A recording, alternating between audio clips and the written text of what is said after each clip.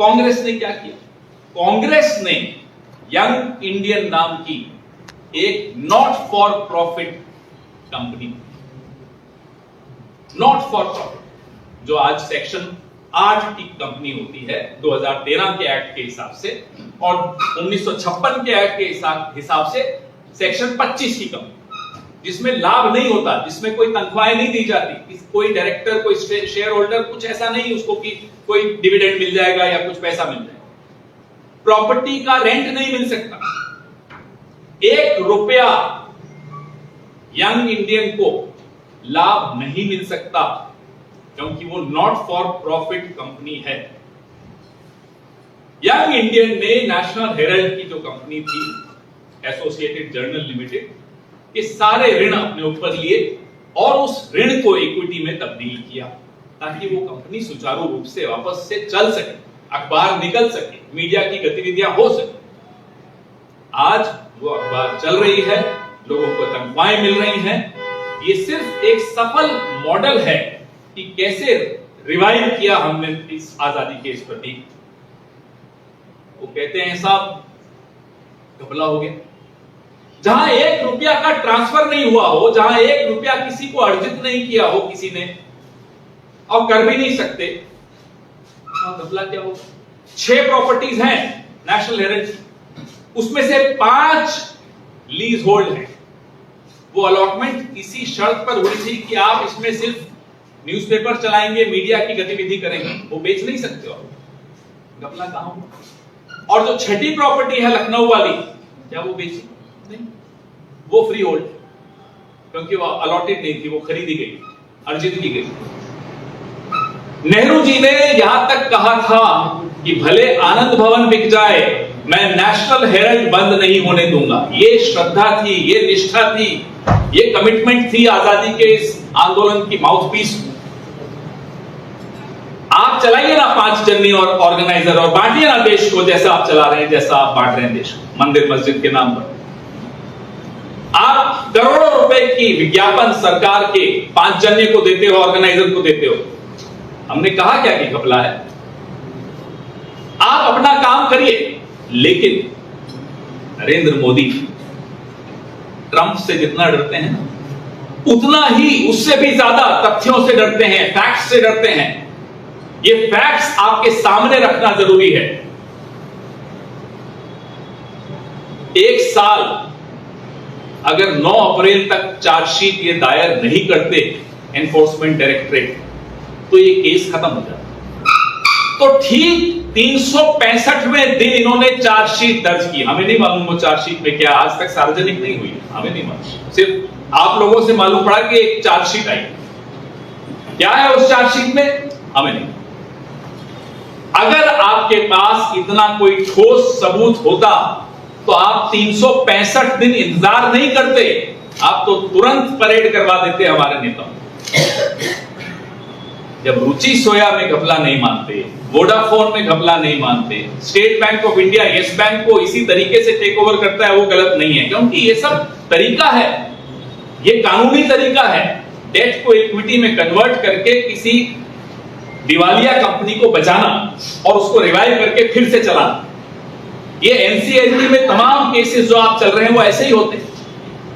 तो हमने तो एक नॉट फॉर प्रॉफिट कंपनी के माध्यम से नेशनल हेराल्ड को जीवित किया, पुनर्जीवित किया, और आज चल रही है। इन्हें घबराहट किस बात? हमारा सवाल ये, आप ईडी के माध्यम से जो कर रहे हैं, महाराष्ट्र के लोगों से, मुंबई के लोगों से कुछ छिपा नहीं हुआ।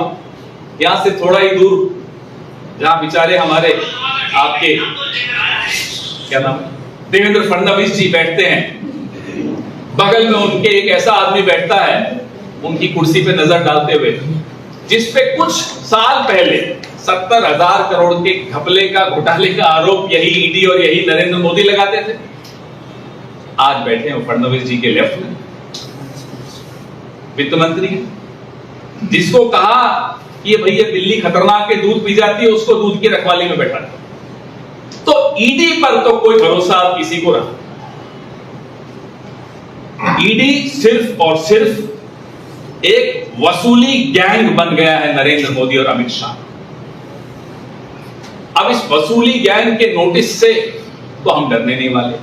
आप चार्जशीट करो, अभी वर्षा ये बता रही थी मारपीट भी होती है यहाँ तो कांग्रेस के वर्कर्स के साथ। आप चार्जशीट करो, मारपीट करो, कुछ भी करो, कांग्रेसियों को आप अभी जानते नहीं। हम शांत रहते हैं, लेकिन शांत रहते रहते भी अड़े रहते, पीछे नहीं है, झुकते नहीं। क्यों? क्योंकि सच हमारे साथ है, संविधान की ताकत हमारे साथ है और हमारी विरासत हमारे साथ है।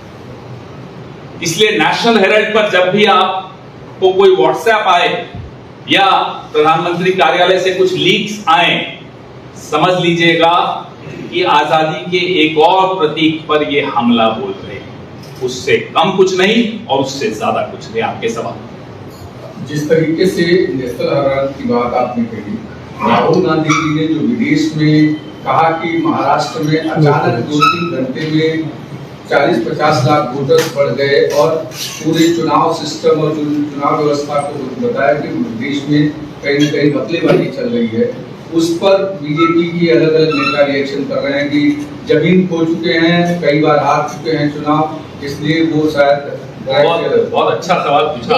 देशद्रोही भी कह रहे हैं राहुल गांधी, वो शब्द भी है। अजीब सी बात है, चुनाव के दौरान जब भाजपा से हम सवाल पूछते थे, चुनाव आयोग भाजपा की रक्षा करने आया। अब राहुल गांधी चुनाव आयोग पे सवाल उठा रहे हैं, रक्षा में कौन आया? भाजपा आया। ये रिश्ता क्या है? क्यों देवेंद्र फडणवीस को स्टेटमेंट देना पड़ रहा है? और हमें एक बात बताइए कि 5:30 बजे के बाद 5 बजे के बाद 10% 12% वोटिंग क्या संभव है? Is it humanly possible? 10-12 lakh लोग 1 घंटे में वोट दे रहे हैं, संभव है? तो अगर हम सवाल पूछ रहे हैं, अगर हम वोटर्स लिस्ट मांग रहे हैं, तो क्या अपराध कर दिया हमने? दीजिए ना हमें, ये हमारा हक है भाई, और आपका कर्तव्य हमें देना। क्यों नहीं दे रहे? एक बिल्डिंग में 7,000 वोट हैं, सारे मध्य प्रदेश के एक डिस्ट्रिक्ट से हैं, क्या ये गलत सवाल है? लोकतंत्र में सवाल सबसे बड़ा हथियार होता है विपक्ष का और मीडिया के हाथ। और आप जवाब नहीं दें, उल्टा सवाल पूछने वाले को देशद्रोही कहें, तो आपसे बड़ा देशद्रोही और कौन हो सकता है? मैं नरेंद्र मोदी को कह रहा हूं, मैं देवेंद्र फडणवीस को कह रहा हूं, मैं भारतीय जनता पार्टी को बोल रहा हूं, दीजिए ना जवाब। और अगर चुनाव आयोग पर आपका पहरा नहीं है, आपने उनकी लीश अपने हाथ में नहीं ले रखी है, तो उनको जवाब देने दीजिए। वोटर्स लिस्ट हमें देने दीजिए, हम तो वोटर्स लिस्ट मांग रहे हैं, पिछले 8 महीने से मांग रहे हैं, क्यों नहीं मिल रही हमें वोटर्स लिस्ट? उनका एक जो सवाल है कि विदेशों में जाकर कांग्रेस पार्टी देश की संस्थाओं को बदनाम कर रही है। नरेंद्र मोदी विदेश में जाकर कहते हैं कि घर में शादी है और पैसा नहीं, और हंसते हैं। फिर कहते हैं कि दुर्भाग्य था, लोग मानते हैं कि दुर्भाग्य होता है हिंदुस्तान में पैदा होना, विदेश में ही जाकर कहते हैं। आज की तारीख में, इस जमाने में, इस दौर में, जब सबके हाथ में मोबाइल और इंटरनेट है, कहां क्या बोला मायने नहीं रखता। आज मैं यहां जो बोल रहा हूं वो कनाडा, अमेरिका, ऑस्ट्रेलिया कहीं भी सुनाया जा सकता है। तो विदेश में जाकर बोलने की परंपरा तो नरेंद्र मोदी से ही हम सीख रहे हैं, क्या गलत है बताइए? सर, मुंबई महाराष्ट्र में हिंदी बनाम मराठी जो है उसको लेकर बहुत विवाद सामने आ रहे हैं, कैसे देखते हैं कांग्रेस की? डिबेट्स चलती रहनी चाहिए, मुंबई में जन समुदाय का डिबेट्स होनी चाहिए, डिबेट्स से नहीं बचना चाहिए, होने दीजिए डिबेट। जैन समुदाय का मंदिर मुंबई बीएमसी ने तोड़ा है, इस तरह से जैन समुदाय पूरे देश में आज आक्रोश है। जो मुंबई की घटना हुई वो सिर्फ मुंबई की नहीं है, विश्व भर से लोग हैरान हैं। ना केवल जैन समुदाय का इधर मुंबई में हुआ है, इससे पहले जैन समुदाय का गिरनार क्या आपको मालूम है क्या हुआ? उससे पहले और भी कई जगह जैन समुदाय पर जो अत्याचार इस सरकार के दौरान हुए हैं, भारतीय जनता पार्टी वो केंद्र में हो या अलग अलग राज्यों में हो, वो छिपा नहीं। कल ईसाइयों का एक त्योहार था, ईस्टर संडे के दिन अहमदाबाद के पास एक चर्च में हुड़दंगी घुस गई। अरे साहब,